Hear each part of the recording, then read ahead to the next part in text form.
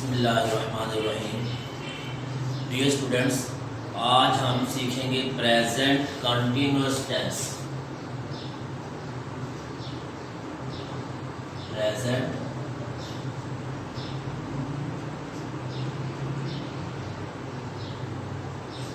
Continuous tense. एक बात आपने याद रखनी है कि टेंसेस जो हैं ये प्रैक्टिस से आते हैं। टेंस का समझना कोई मुश्किल काम नहीं है, लेकिन टेंसेस उसी स्टूडेंट को अच्छे तरीके से आते हैं जो इनकी अच्छे तरीके से प्रैक्टिस करता है। Present indefinite tense, past indefinite tense और फ्यूचर इंडेफिनिट टेंस आप अच्छे तरीके से कर चुके हैं। उनकी प्रैक्टिस जो है वो आपने जारी रखनी है। आज हम सीखेंगे प्रेजेंट कॉन्टिन्यूअस टेंस और इसकी भी आपने मुसलसल प्रैक्टिस करनी है। प्रेजेंट हम कहते हैं मौजूदा ज़माने को, जिस फिक्रे के आखिर में है आ जाए तो हम कहते हैं कि वो प्रेजेंट टेंस है। जिस तरीके से हमने प्रेजेंट इंडेफिनिट में भी कहा था ता है से हम समझते हैं कि प्रेजेंट है, ता से हम समझते हैं कि इंडेफिनिट है। इसी तरीके से प्रेजेंट कंटिन्यूअस टेंस ऐसा फिक्रा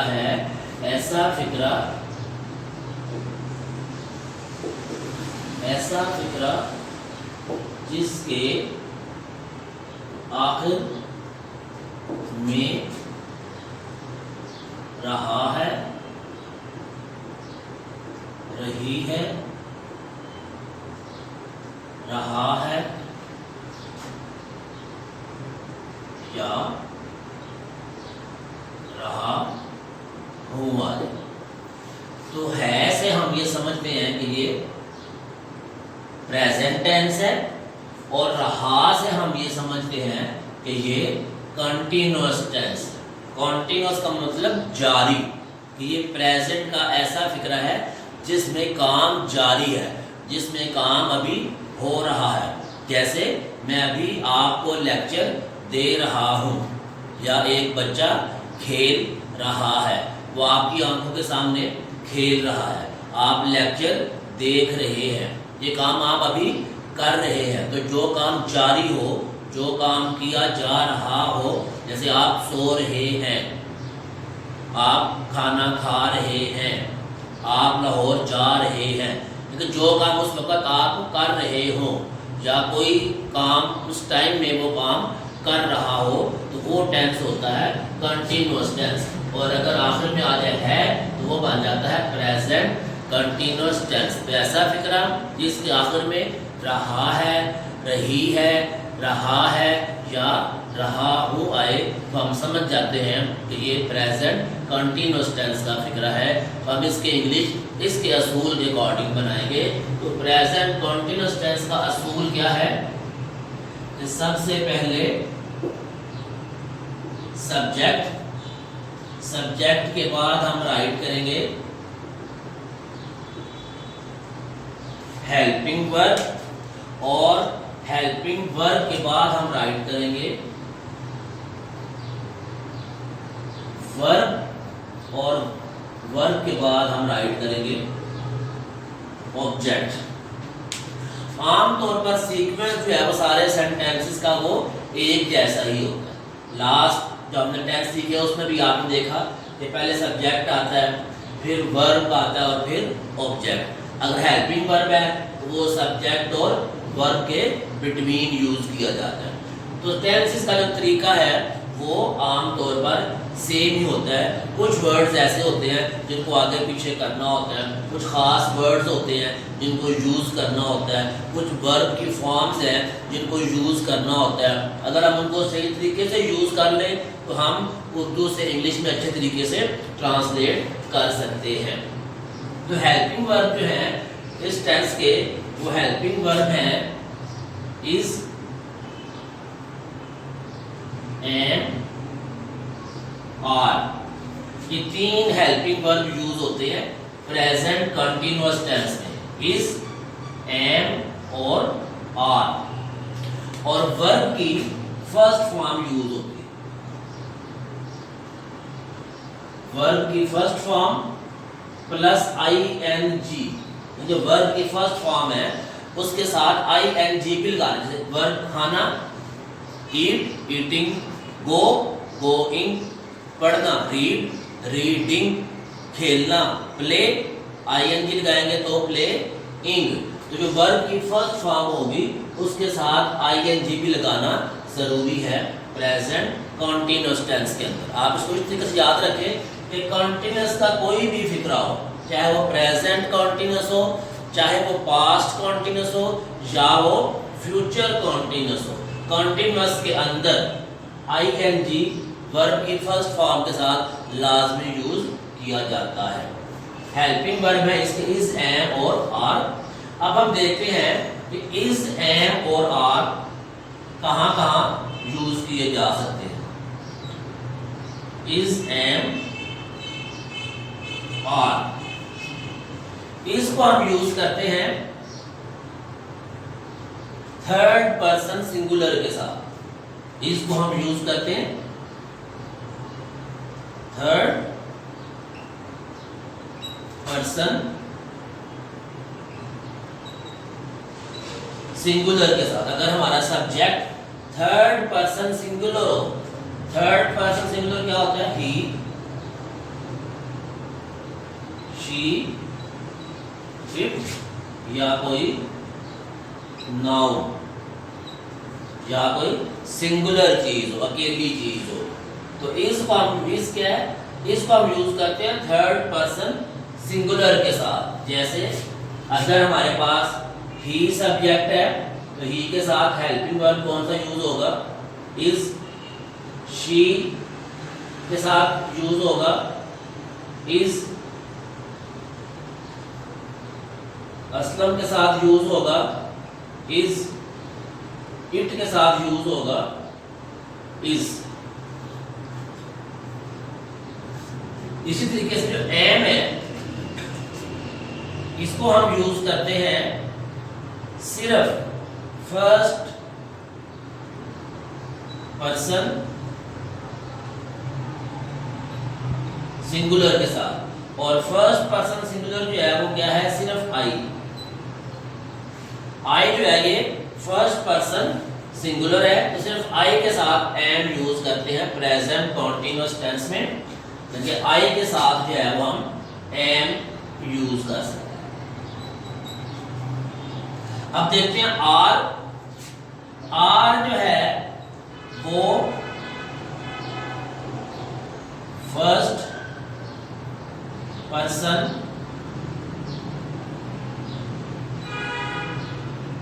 प्लूरल के साथ यूज हो सकता है।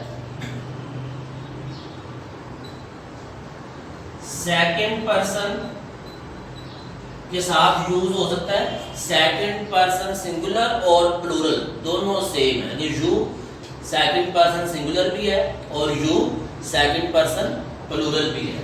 और इसके अलावा थर्ड पर्सन प्लूरल के साथ भी आर यूज करते हैं। तो फर्स्ट पर्सन प्लूरल जो है वो है हमारे पास वी। सेकंड पर्सन है सिंगुलर प्लूरल दोनों यू, और थर्ड पर्सन प्लूरल है दे, या दो स्टूडेंट्स प्लूरल में कोई चीज हो। तो आई के साथ है, वी के साथ हम यूज करेंगे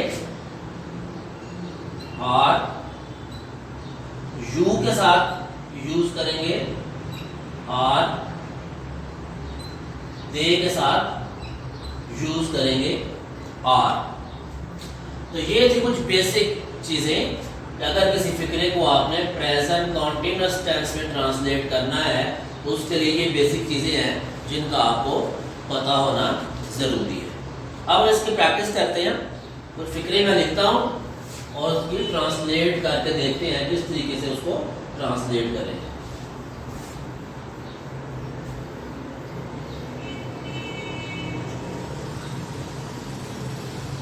अब हमारे पास एक फिक्रा है, हम खत लिख रहे हैं। हम खत लिख रहे हैं। अब रहे हैं से हमें ये समझ आ रही है कि ये प्रेजेंट कॉन्टिन्यूअस टेंस है। तो प्रेजेंट कॉन्टिन्यूअस टेंस करने का तरीका क्या है कि पहले सब्जेक्ट है, फिर हेल्पिंग वर्ब है, फिर वर्ब है, फिर ऑब्जेक्ट है। तो सबसे पहले हम देखते हैं फिक्रे में सब्जेक्ट कौन सा है, काम कौन कर रहा है। हम खत लिख रहे हैं, हम जो है वो सब्जेक्ट है। तो सबसे पहले हम सब्जेक्ट राइट करते हैं। हम की इंग्लिश क्या होती है, वी। अब इसके बाद हमने लगाना है हेल्पिंग वर्ब, इज, एम या आर। ये तीन ऑप्शन है, इसके अलावा हमारे पास कोई ऑप्शन नहीं है। या हमने इज यूज करना है या एम और या आर।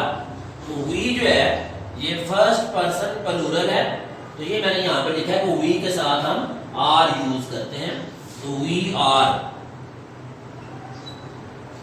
इसके बाद वर्ब है, हम क्या कर रहे हैं, लिख रहे हैं, लिखना। ये हेल्पिंग वर्ब आ गया दूसरे नंबर पे। तीसरे नंबर पे आ गया वर्ब, लिखना। तो लिखना इंग्लिश क्या, राइट। We are right.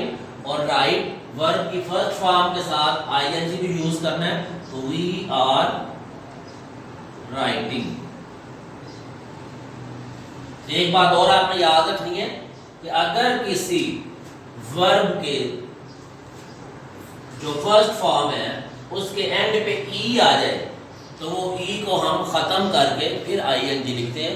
ई और आईएनजी इकट्ठा कंबाइन करके नहीं लिखते। जैसे राइट होता है WRITE, अब आगे हम लगाना ING। तो अगर हम कर दें WRITING तो ये गलत है, इस तरीके से नहीं लिखना। किसी भी लफ्ज के एंड पे ई हो तो उसको हटाकर फिर ING लगाया जाता है। तो राइटिंग WRITING। अब ऑब्जेक्ट क्या है, क्या लिख रहे हैं, खत। तो खत जो है वो एंड पे आ जाएगा चौथे नंबर पर। तो वी आर राइटिंग लेटर।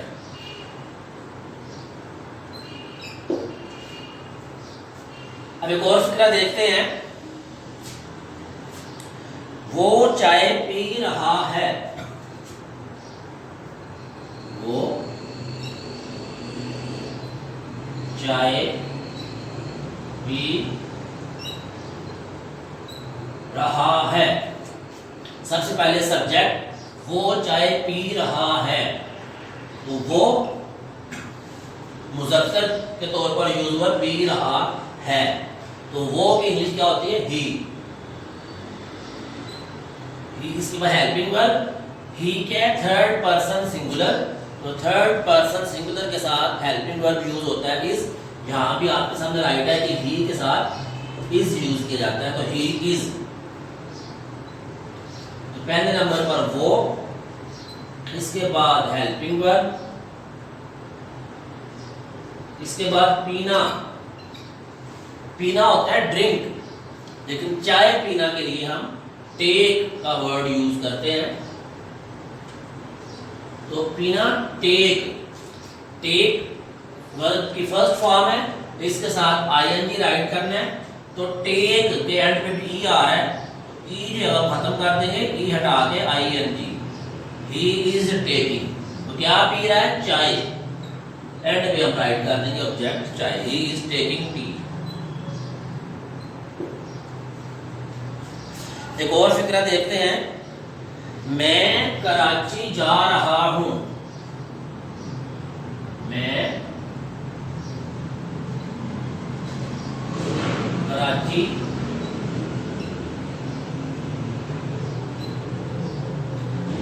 जा रहा हूं।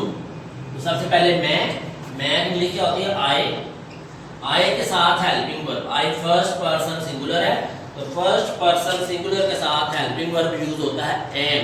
यहां पर भी राइट है आपके सामने, आई के साथ एम। आई एम जा रहा हूं। जाना गो, गो के साथ आईएनजी। तो आई एम गोइंग। कहां जा रहा हूं, कराची। आई एम गोइंग कराची। आपने एक बात याद रखनी है कि गो के बाद, गो का मतलब होता है जाना, किसी की तरफ जाना। जब किसी चीज की तरफ जाएं तो फिर हम टू का इस्तेमाल करते हैं, I am going to Karachi, to लगाना जरूरी है, I am going to Karachi. तो ये था आपका प्रेजेंट कंटीन्यूअस टेंस। और आपने सुना हुआ है कि practice makes a man perfect. अगर आप प्रैक्टिस करेंगे अच्छे तरीके से तो फिर ये टेंसेस आपके लिए बिल्कुल भी मुश्किल नहीं होंगे। अब आपकी प्रैक्टिस के लिए लास्ट लेक्चर में मैंने आपसे कहा था किसी भी बुक से आप 20 सेंटेंसेस लेकर आप उनको उनकी इंग्लिश करें, लेकिन इस दफ़ा मैं यहाँ पर खुद टेंस आपके लिए लिख रहा हूँ। उन टेंसेस की आपने इंग्लिश करनी है और उनकी इंग्लिश राइट करके आपने उनको मुझे सेंड करना है, ताकि मैं चेक करके आपको बता दूं कि आपके सेंटेंसेस ठीक हैं, आपका कंसेप्ट क्लियर हो चुका है या नहीं हो चुका। तो मैं यहाँ आपके सामने बोर्ड पे चंद फिक्रे उर्दू में राइट करूँगा, इनको आपने नोट करना है और इनको इंग्लिश में आपने ट्रांसलेट करके मुझे आपने सेंड करना है। तो सबसे पहले है मैं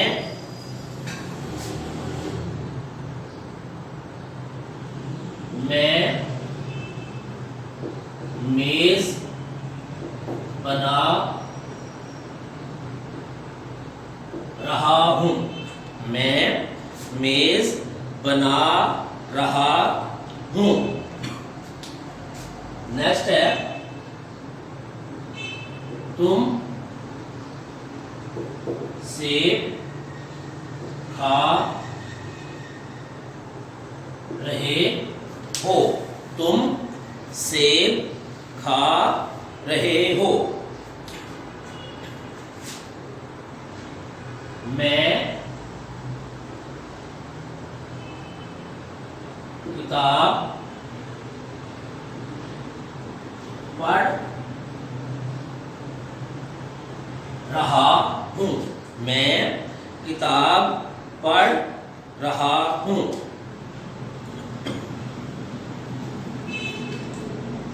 हम अपना सबक याद कर रहे हैं, हम अपना सबक याद कर, हम अपना सबक याद कर रहे हैं। लड़के क्रिकेट खेल रहे हैं, लड़के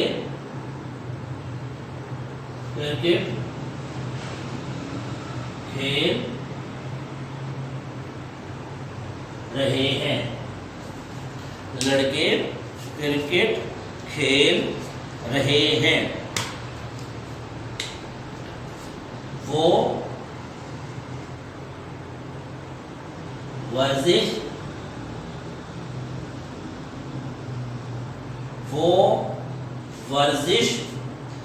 कर रही है।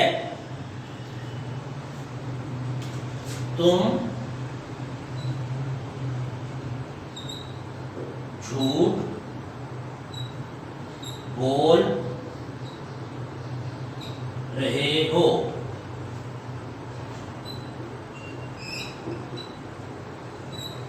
बारिश हो रही है, बारिश हो रही है।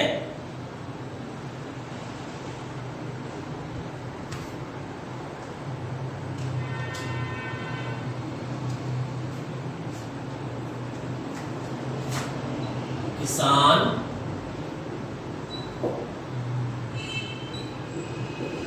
खेत में हल चला रहा है, किसान खेत में हल चला रहा है।